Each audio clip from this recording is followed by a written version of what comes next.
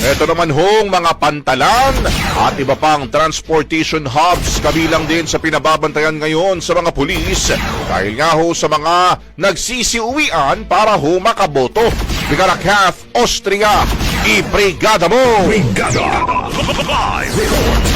Inatasan ni PNP Chief General Romel Francisco Marbil ang mga pulis na tutukan din ang pagbabantay sa mga pantalan, terminals at iba pang transportation hubs. Ayon kay Marbil, inaasahan ang dagsa ng mga biyahero na uuwi sa kani-kanilang mga probinsya upang bumoto, partikular mula ngayong araw hanggang bukas. Bahagi ito ng malawakang pag-aanda ng PNP upang matiyak ang mapayapa, maayos at ligtas sa pagdaraos ng halalan sa buong bansa. Samantala sinabi pa ng PNP Chief na magiging mas istrikto ang mga pulis at checkpoint operations upang maprotektahan ang mga botante at maagapan ang anumang posibleng banta sa seguridad.